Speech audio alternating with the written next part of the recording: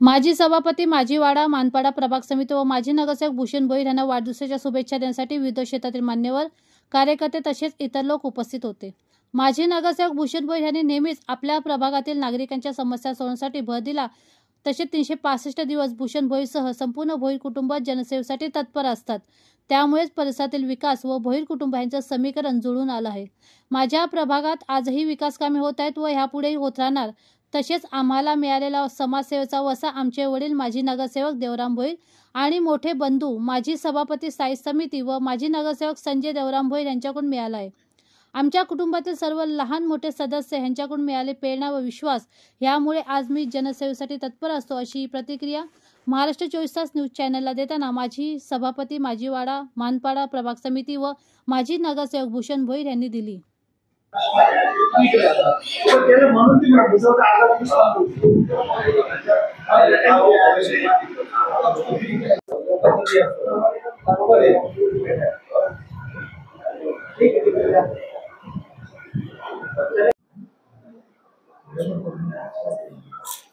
नमस्कार, मी अमिता कदम महाराष्ट्र 24 तास मध्ये आपलं सगळ्यांचं स्वागत करते. माजी नगरसेवक भूषण भोईर यांचा वाढदिवस आहे आणि त्या वाढदिवसानिमित्त त्यांचे चाहते, हितचिंतक सगळे त्यांना वाढदिवसाच्या शुभेच्छा देण्यासाठी आलेत. माझ्यासोबत स्वतः भूषण भोईर साहेब. दादा, काय सांगाल, आज आपला वाढदिवस, त्यासाठी महाराष्ट्र 24 तासकडून तुम्हाला पहिल्यांदा शुभेच्छा. आणि सगळे चाहते तुमचे हितचिंतक आले, त्याबद्दल काय सांगाल? धन्यवाद तुमचा. पहिल्यांदा आज वाढदिवसानिमित्ताने हे सर्व चाहते नाही, माझे सगळे घरातील कुटुंब आहे. कारण ज्या प्रभागामध्ये मी काम करतोय त्या प्रभागातील ही सर्व जनता ही माझे कुटुंब आहेत आणि कुटुंब घेऊनच चालत असतो. आणि आज या शुभेच्छा देण्याकरता आज सर्वजण आलेले आहेत आणि त्यांचा प्रेम मोठा आहे माझ्यासाठी. येणार सर्व ज्या गोष्टी असतात आपण आयुष्यात घडतो, ते घडवण्याच्या मागे ही सगळी ही जनताच असते. ही जनतेच्या पुढे आपण कुठल्याही प्रकारचा कुठलाही कार्यक्रम करू शकत नाही. आणि कार्यक्रम करण्याची जी धमक आहे या सगळ्या जनतेच्या मुलंच येते. म्हणून या कुटुंबाला घेऊन चालणं हीच माझी पुढच्या वाटचालीसाठी आमचं हे ध्येय आहे. आणि आजपर्यंत हे 40 वर्ष आपण हे ध्येय आम्ही सांभाळत आहोत. माझे वडील सांभाळत होते, नंतर आमचे भाऊ संजय भोईर असतील, बाबा देवराम भोईर असतील आणि नंतर आता मी सांभाळतोय. त्याच्यावर आमचे उषाताई हे बघत होते या वार्डामध्ये. आज हा जो प्रभाग सांभाळतो, प्रभाग क्रमांक 3, हा प्रभाग क्रमांक 3च्या लोकांनी मला भरभरून मतदान करून मला चांगल्या पद्धतीने 2017मध्ये निवडून दिलेलं आहे. आणि त्यानंतर आजपर्यंत या लोकांच्या ह्याच्यावरती आशीर्वादावरती आजपर्यंत हा कार्यक्रम मी करत आहे. आणि आज वाढदिवसानिमित्त सर्वजण जनता आज माझ्यासाठी धावपळ करत आहे. दादा, आता बघितलं की येतात काही दिवसामध्ये निवडणूक येणार आहेत, कशी तयारी आहे आपली? तयारी तर नेहमीच 12 महिने आमचे चालूच असते. आणि आम्ही नेहमीच प्रत्येक दिवस आम्ही तोच पकडतो का जो आपण 5 दिवस म्हणजे 5 वर्षाचा आपला कालावधी असतो. पण आपण ते मध्ये बोलतात ना, वर्षाचे 365 दिवस आपण काम करत असतो आणि लोकांमध्ये आपण राहत असतो. म्हणून लोकांचा कौल आपण बघत असतो आणि त्यांचे कामं करत असतो. पायवाटा असतो, गटार असतो किंवा याच्यावरती आता नवीन आपण चौक बनवलेले आहेत. नवीन आपण आता बौद्धविहारमध्ये आपण एक चांगलं सुशोभीकरण आपण करतोय. आणि ज्योतिबा मंदिराचा आपण हॉल आपण तयार करतोय. आणि आपला दवाखाना आपण गेल्या 2023मध्ये आदरणीय या महाराष्ट्राचे मुख्यमंत्री आणि आजचे जे DCM आदरणीय एकनाथजी शिंदे साहेब यांच्या याच्याने आपण ओपनिंग केली होती. आणि आज त्या याच्यामध्ये आपला दवाखान्यामध्ये दररोजचे 150 ते 200 लोकांची म्हणजे म्हणजे आपला त्यांची प्रकृती आपली चेक केली जाते. आणि त्या माध्यमातून त्याला ताप हे असेल किंवा हे असेल त्याच्यावरती औषधं दिली जातात. आणि ज्योतिबा मंदिराचा आपण हॉल करतोय लोकांना सुख सुविधा देण्यासाठी. कारण की या भागामध्ये आता बघताय तुम्ही, हा भाग आमचा 70% स्लम भाग असल्यामुळे या भागातील लोकांना आपण बोलतो लग्न कार्यासाठी किंवा कुठल्या कार्यक्रमासाठी कुठला हॉल भेटत नाही किंवा आपण बाहेर जातो तर त्याची किंमत जास्त असते. तर या भागामध्ये आपल्याला आदरणीय या महाराष्ट्राचे मुख्यमंत्री शिंदे साहेबांनी त्यांच्या विशेष निधीमधून आपल्याला 5 कोटी रुपये आपल्याला दिलेले आहेत. आपण बौद्धविहारला बी आपल्याला 2 कोटी त्यांनी दिलेले आहेत. आपण बाहेर निघाला तर आपण जो चौक बघतो शिवाजी महाराज चौक, तो बी आपण गेल्या 2 वर्षापूर्वी आपण केलेला, त्याचं बी आपण हे केलेलं काम केलं होतं. आणि आपण आता 2-3 आपण आज ओपनिंग बी ठेवलेले आहेत.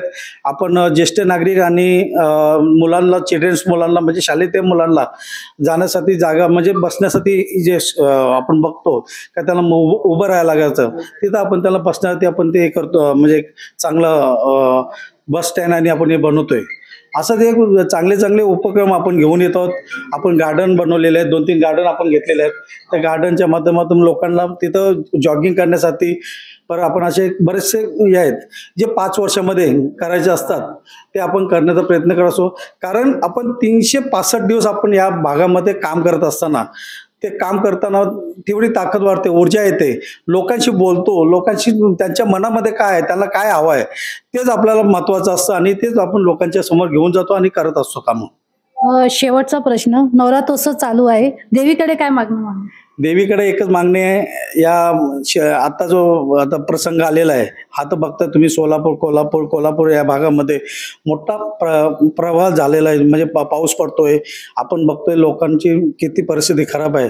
देवीकडे एकच मागणं आहे का बाबा या भागातील लोकांना, ज्या शेतकऱ्यांना, जे कष्टकऱ्यांना, ज्यांची जी परिस्थिती आहे त्यांना चांगल्या पद्धतीने देवा, परत त्यांना त्या याच्यामध्ये बोलतात ना, म्हणजे उजळणी यायला पाहिजे. म्हणजे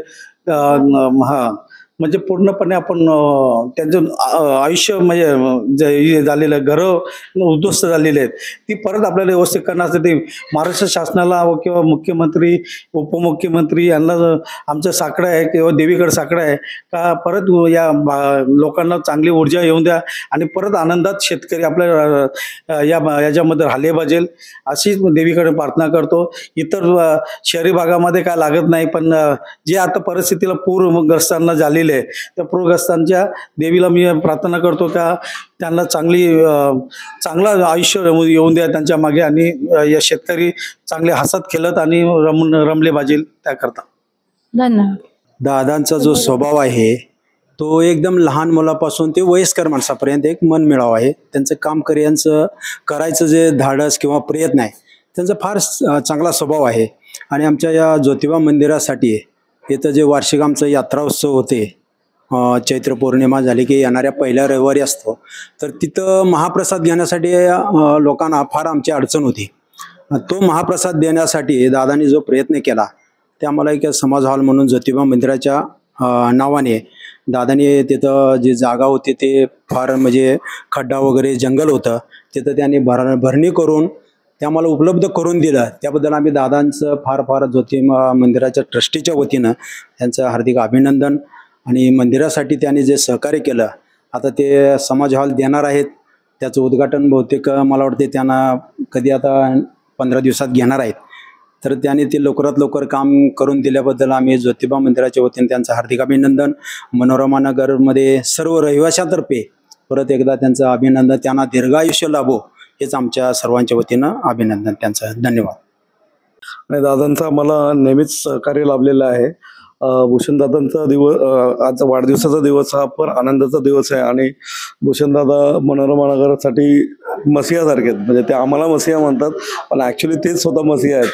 ते नेहमी तत्पर असतात, 24/7 अवेलेबल असतात. म्हणजे जे काम डॉक्टर करतात 24 तासासाठी तेच काम ते करतात. तर आणि आम्हालाही त्यांचं खूप सहकार्य असतं. आज भूषणदादाचा वाढदिवस आहे, त्याला शुभेच्छा देण्यासाठी मी, माझे मित्र, कॉन्ट्रॅक्टर, सर्व कॉन्ट्रैक्टर हार्दिक शुभेच्छा देण्यात आलो. हमारे बीच उपस्थित आदरणीय सम्माननीय हम सबके लाडले हमारे बड़े भाई आदरणीय सम्माननीय श्री भूषण देवराम भोईर दादा का जन्मदिन है। उनको जन्मदिन के शुभ अवसर पर ढेर सारी हार्दिक शुभकामनाएं। हनुमान जी की कृपा, माता देवी जी की कृपा इन पर सदैव बनी रहे। ऐसे ही ये जो कार्य करते हैं, बहुत अच्छा कार्य करते हैं। आज हमारे प्रभाग क्रमांक 3 में जो ये कार्य कर रहे हैं, आज हमारे सुख दुख के साथी बन चुके हैं। हमारा अगर छोटा काम हो या बड़ा काम हो, जो भी कार्य हो, अगर एक कॉल करते हैं हम लोग तो दादा हमें सपोर्ट करते हैं। यही प्यार और सहयोग इनका सदैव बना रहे और भगवान इनको ऐसे ही जन्मदिन और ऐसे ही जो इनका कार्य है ऐसे अनवरत चलता रहे और इनको सहयोग के लिए उनका बहुत बहुत धन्यवाद। और जन्मदिन के शुभ अवसर पर फिर से मैं दादा को हरिओम चाल रहिवासी सेवा संघ और एवं मां शांति चैरिटेबल ट्रस्ट द्वारा उन्हें जन्मदिन के शुभ अवसर पर ढेर सारी हार्दिक शुभकामनाएं।